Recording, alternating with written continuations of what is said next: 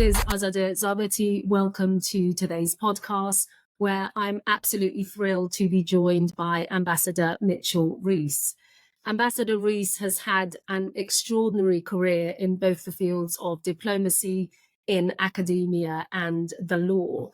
Most notable of which, Ambassador Reiss was the Director of Policy Planning at the US State Department from 2003 to 2005, and also the United States Special Envoy for Northern Ireland from 2003 to 2007. Thank you so much for joining me, Ambassador. It's my pleasure to be here. Thank you very much for having me. Ambassador, policy planning. Perhaps we can start off with your role in this department. I understand that the mission statement and role of this, I suppose to me, it sounds rather much like a European think tank, but I understand that it's looking at longer term strategic views in terms of global trends and how these can be sort of, I suppose, given as recommendations to the Secretary of State in terms of US interests overseas. Would that be a correct understanding of what the department really is focused on? That's a very good definition. The Office of Policy Planning is really the strategic brain for the Secretary of State. And you're absolutely right. It does engage in long-term thinking and planning, but it also can play an operational role with making very specific recommendations for the Secretary to carry out, not 3 years from now, but rather this week, this month, to make sure that we have a positive impact on supporting U.S. national security interests. And in terms of your role as the director, what specifically were you focused on? And also in terms of the work of the staff of the department, is it, I suppose, region-based, thematic-based, or country-based? Well, the answer to that is yes. We had about 24 of the country's leading experts. Some of them were country or regional experts, others were functional experts, whether it be technology, military, or arms control. And my job was to try to understand what the Secretary needed at any particular moment, what perhaps he wasn't receiving from elsewhere in the State Department or across the government, and what would be most useful for him as he tried to fulfill his mission to represent the United States, the President, and promote our interests. So it was a remarkably privileged position. You have direct access to the Secretary, and you really are standing side by side, trying to help him and advise him as he navigates a very complex world. And that, as you said, is a small department of some 20 or so people. Correct, that's right. So a great deal of work, I should imagine. That's true. And at the time when I was there, we were engaged in 2 wars simultaneously in Iraq and Afghanistan. There were challenges with each one. Our European allies were not always happy with the conduct of American foreign policy. We also had a rising China. We had a resurgent Russia. And of course, the issue perennially of Iran. So there were more than enough issues on our plate to keep us busy during the day and frequently during the night as well. Well, looking at the dates, simultaneously, it looks like concurrently you were doing 2 roles for a period of the time when you were director, as you were also the special envoy for the US for Northern Ireland. I imagine this was a period where you had very little sleep. Now, in terms of the role that you had for Northern Ireland, could you talk me through what skills were required really in, I suppose, working with both the British government and the Irish governments and the interests that they represented, and how you were able to, I suppose, along with others, bring an end to the Troubles and get two governments who were representing very, very different views and interests to come together and find a middle ground that we're all, of course, so thankful for? Well, I had the great pleasure and privilege of working very closely with Tony Blair, then Prime Minister, and the Irish Prime Minister Taoiseach Bertie Ahern. And there was a third party that was also involved besides the U.S. administration, and that was Irish America. Had been historically involved for many decades, deeply involved in trying to bring the conflict to an end. It played an enormously important and influential role behind the scenes. And so this position had a combination of both foreign policy, but also you needed some sensitivity to the domestic implications of what you were doing. And you had to be receptive and responsive to what Irish America would want going forward. So it was a wonderful role to play, and very, very gratifying that eventually we were able to get the IRA to decommission its weapons, to have Sinn Féin support policing and justice, and to have the two sides join hands and stand up a local government. I think a great example of multilateral diplomacy, and again, a testimony to the strong ties among the United States, Ireland, and the UK. So one of those rare foreign policy victories. Well, I was going to say it was, of course, a great victory and one that naturally I should imagine that you are very proud of.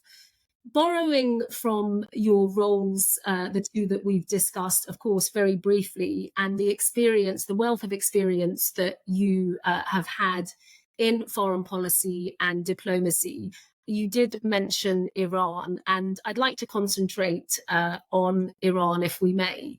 And really to ask a really open-ended question, and that is, Ambassador, where have we gone wrong with Iran when one thinks of the fact that for some over 4 decades now, quite clearly the wrong policy has been pursued with respect to the Iranian regime, given that no advancements have been made, and instead what we're seeing is a regime that is really by the day becoming worse and worse in terms of course, domestic repression, terrorism, and all that we see in the world that it has its hands in.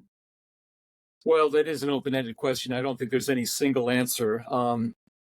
Clearly, our policy hasn't been successful if the goal of our policy is to allow the Iranian people to breathe free, to assert their human rights, to have representative democracy, and to make sure that their children's lives are going to be better than theirs in a government that is accountable. So none of that has happened in Iran. And I think part of the responsibility of successive American administrations has been a lack of moral clarity. I think that we have been slow or reluctant to call out the Iranian regime for what it has been doing, not just across the region to our friends and allies, but domestically. And we saw that with the Green Revolution. And again, the Obama administration backed off. We've seen that with other administrations. Sometimes they speak quite harshly, but then it's never consistent enough.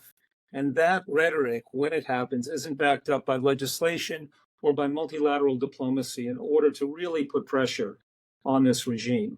So I think that that's our fault. But I also think that this is a regime that's very brittle, that's very insecure.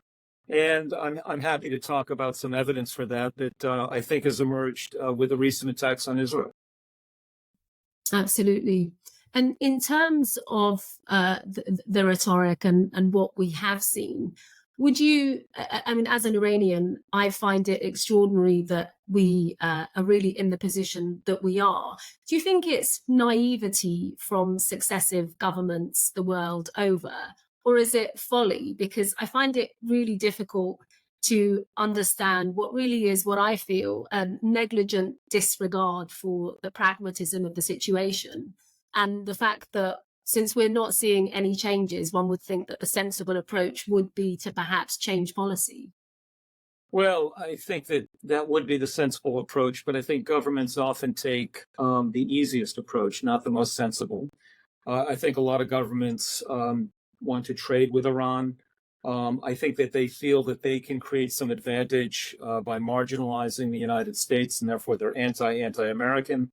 I think that there's some naivete among some of these folks that think that this is a regime that sets forth its most polished diplomats. These people seem that they speak our language. They know which fork to use at dinner parties.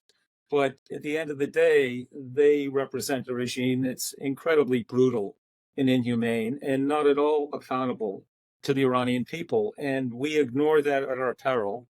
And again, I think that we've underestimated the resilience of the Iranian people to push back against this regime. And we've overestimated the strength of this regime because, again, I think that there are numerous indicators that they're not 10 feet tall. They're not something that, they're not a regime that we need to be unduly afraid of. And that there are more things that we can do in order to help the Iranian people bring about the change that they deserve in their own country. Of course. And in terms of the assistance that may be provided to the Iranian people, of course, many Iranians, as I'm sure you would agree, nobody wants to see external influence or really feet on the ground, so to speak. But what can be done in terms of helping the Iranian people to bring about their own change in a democratic government? Well, I think, first of all, we need to be very clear, not just the United States, but the West. What is it that we want for Iran? We have to state very clearly the type of government that we think the Iranian people deserve, why that's important for Iran, most of all, and also what it could mean for the region. I think that our message is muffled. I think that it's unclear. I think sometimes we try to coddle this regime. Sometimes we're hoping that if we grant concessions that they will reciprocate. So I think that there's some intellectual and moral confusion. And I think simply standing shoulder to shoulder with the brave Iranian people that are pushing back against this regime, that are going into the street, that are going up against the morality police, which are now back in force on the street across Iran. I think that is something that's more than just symbolic. I think that that provides hope that there are external voices and external forces that do support the cause that you're fighting for. And in this country, there has been, in the UK, there have been many calls from politicians to have the IRGC prescribed as a terrorist organization. The US has been, of course, far further than us in this respect. But most recently, Lord Cameron had said that this prescription was not going to be taking place. That's the UK Foreign Secretary. The IRGC, of course, I think its history is very well known to a great many of us. And do you see that the prescription of the organization in this country and the EU would help the Iranian people in bringing about their own change? So I think there's no doubt. It's more than just a symbolic measure. I think, again, it gets back to this idea of being morally clear on where you stand. We saw, to use the UK, the role that appeasement had in the 1930s here with the Nazis and Adolf Hitler. And the Iranian regime is not the Nazis. The Ayatollah is not Adolf Hitler. But again, there is a crying need for moral clarity to show the people that you stand with them, that you represent and you personify the values that they hold dear as well. These aren't just UK or US values. These are universal values of human rights and human dignity. And it's unfortunate that the foreign minister has said that. I do think that it would help. And again, it would put pressure on the regime. This is not a regime that is overly confident or strong. The more you can put up the pressure, the better our chances are of having a new government and a new future for Iran. And also, I should imagine that a united front shown by Western governments would be beneficial to this. On Tuesday in the British Parliament, there was a meeting at which Dr. Alejo Vidal-Quadros, who is the former Vice President of the European Parliament, he was the keynote speaker invited to speak at this meeting. He, of course, was nearly the victim of or narrowly escaped, rather, an assassination attempt on his life by the Iranian regime at the end of last year. And one of the things that he spoke about in Parliament, which really resonated with Iranians in the room, was the fact that he said that, look, if you've pursued a policy for some 40 years, that has shown absolutely no results, the sensible thing to do is to change policy. And what he felt needed to be done is a recognition of the Iranian opposition movement and dialogue with the opposition. What would be your view with respect to this? Well, I think the analysis is correct. I think the definition of insanity is doing the same thing over and over and expecting a different result. So I think that that's correct. And I do think it is time for governments to look at the opposition movement and to see how they can support these efforts with as big intent as possible, so that you have as strong a coalition as possible of like-minded Democrats who can articulate a better future for Iran. It's clear that the Iranian regime fears this type of opposition. We've seen that, not least in the UK. The head of MI5 a little while ago, may get the numbers a little bit wrong, but I think he said that there were a dozen assassination attempts or on citizens living in the UK last year by the Iranian regime. So why is that taking place? It's because Iran fears these voices. It fears these people. It can't tolerate them speaking out, being critical of the regime. What does that tell us? It tells us that this is a very insecure regime, very defensive, and I think more brittle than we may realize. So supporting these voices outside who want a better future, a democratic future for Iran, I think that would be a very good start. And in terms of the opposition movement, you have been a supporter of the NCRI, I understand, for some almost 15 years now. You have no doubt perused in depth the president-elect, Madame Rajavi's 10-point plan for a future Iran. I wonder if you could tell me a little bit about your association with the National Council of Resistance of Iran. Sure. Well, I'm very pleased to have been asked to support this organization. These people are very brave, very courageous. Their stories move you. They're inspiring. The sacrifices they've made.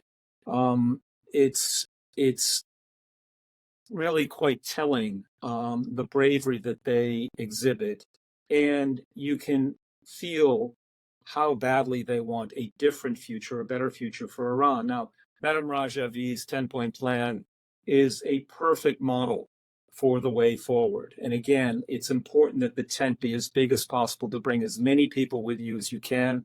I think her 10-point plan does that. It states very clearly this moral clarity that I was talking about. You can't do a lot better than the 10 points that she's articulated. So the NCRI is clearly a force that the regime in Tehran feels threatens them. They feel that it's credible. They feel that it is gaining strength and gaining credibility across the world. The number of parliamentarians who have signed on to their petitions is impressive. And again, if the Iranian regime fears them, they must be doing something right. And so I'm very, very pleased to be attending the conference in June later this year. And hopefully we can all stand in solidarity with the courageous Iranian people. And no doubt will be another excellent event. In terms of the Iranian opposition, the most organized and largest one is the National Council of Resistance of Iran, who, as you said, has the majority of support in many parliaments around the world, including in the British Parliament. When did you first come across the organization? And I imagine this was in the States. What role were you working in at the time? At the time, I was at the State Department, and I was the Director of Policy Planning, and we were focusing a lot of our time and attention on Iran. We were very concerned at the time about their nuclear weapons and ballistic missile programs, about their support for terrorist groups within the region, specifically Hamas and Hezbollah, and the sort of nefarious role that they were playing trying to revise the region by force. And so that caused us to sort of widen the aperture, looking at all possible levers that we could use to try to influence Iranian opinion, Iranian policy. And one of my Iran experts brought some material on the NCRI and Madame Rajavi to my attention. And I was intrigued, and I needed to learn more. And then I did so. And then after government, I had the opportunity to join with some American colleagues, both Republicans and Democrats, in order to support this group more vocally. And during the time that you were in the State Department, were you apprised, as many parliamentarians say that they are, apprised of misinformation and disinformation with respect to the organization that many say comes from Iran's Ministry of Intelligence and Security? Absolutely. And I don't think it stopped, actually. I think that there's still a great deal of misinformation and disinformation out there. We know that there are some people who seem to promote propaganda on behalf of the Iranian regime, that they're at respectable think tanks in the United States. So the Iranians, to give them the credit, they've done a good job. And it's been a challenge to sort of peel away these untruths. We were part of a group, myself and fellow Americans, to try to ensure that the MEK was delisted from the terrorist organization label that it had, and that took years to do. It's some cost and expense on our part as well, but it was worth the fight, and ultimately we were successful. But again, this tells you how fearful the Iranian regime is of this organization and any organization that has that promotes democracy and freedom and human dignity. That's clearly what they don't want for the Iranian people.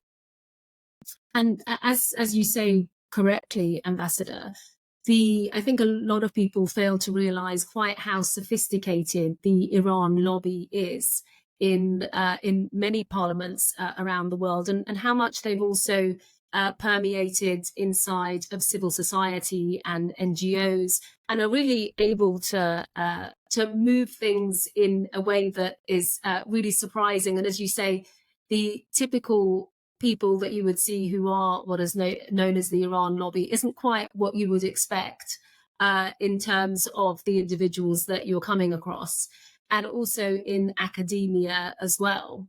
In 2020, if I could just go back to the Biden administration's attempting to revive the JCPOA and trying to make a new deal with the Iranian regime, why would you say that it failed? And why was there such an eagerness on the part of the administration to reach an agreement with a regime at a time when it really wasn't the smart thing to do, should we say?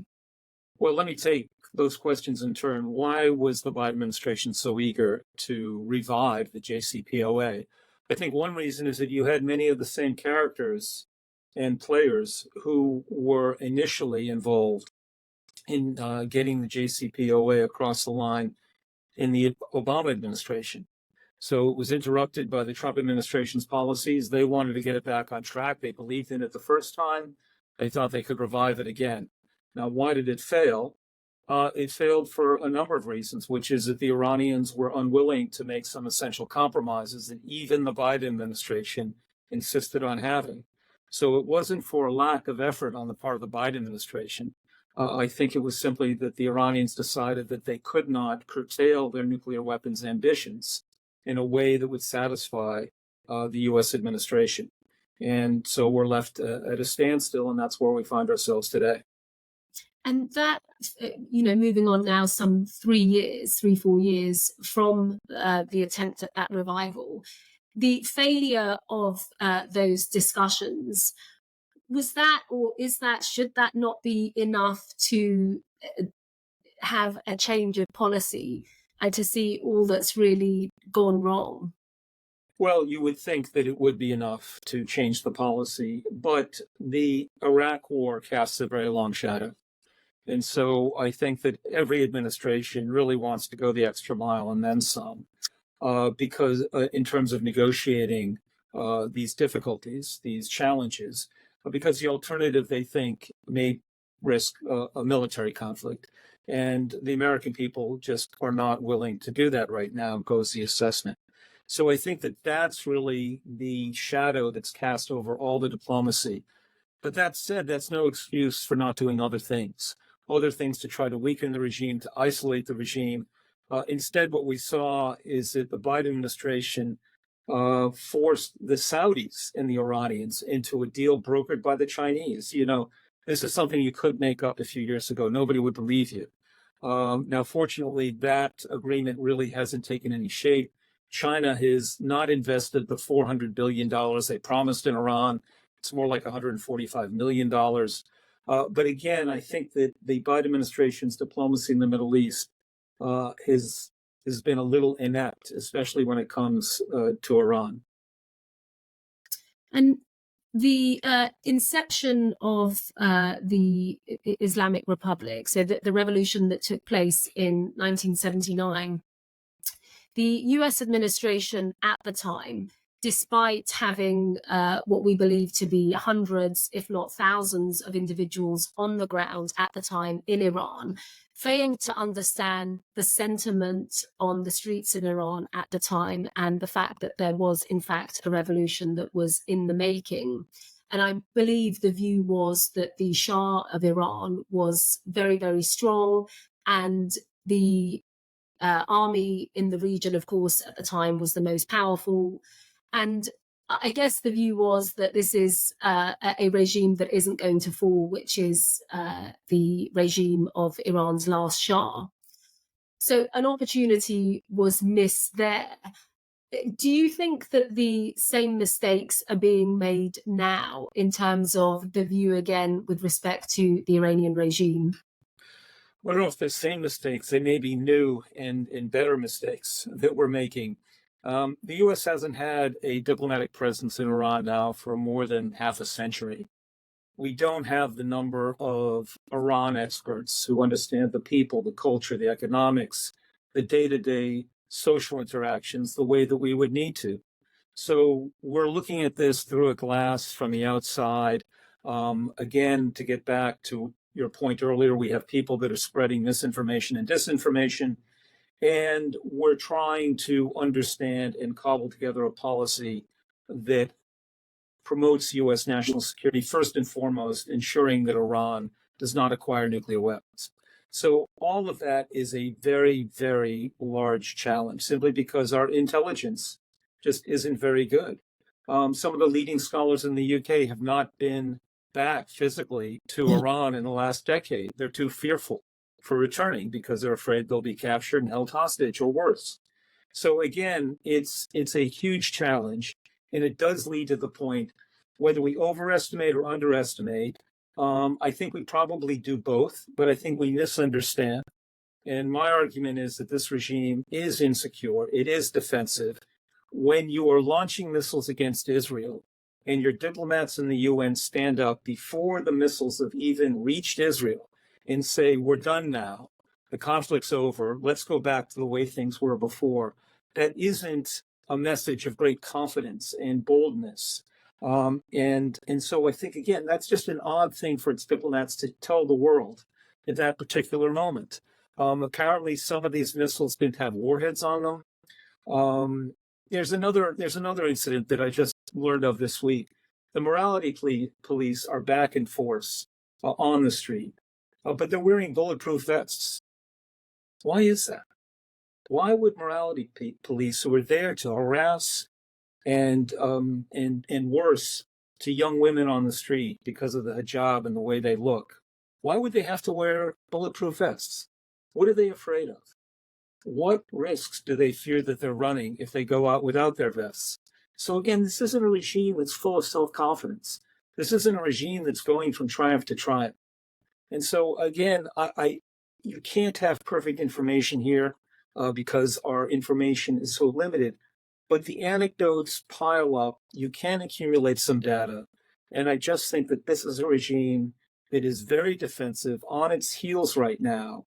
And that's an opportunity, again, for the NCRI, for Madame Rajavi, and for everybody who wants a better future for Iran to stand together and to be very clear about the type of future that we want in Iran. And that leads me to my final question, Ambassador. May I ask you to use 3 adjectives to describe the Iranian resistance and your experience with them? Goodness. Courageous, relentless, and humane. Wonderful. Ambassador Reiss, thank you so much for joining me. My pleasure.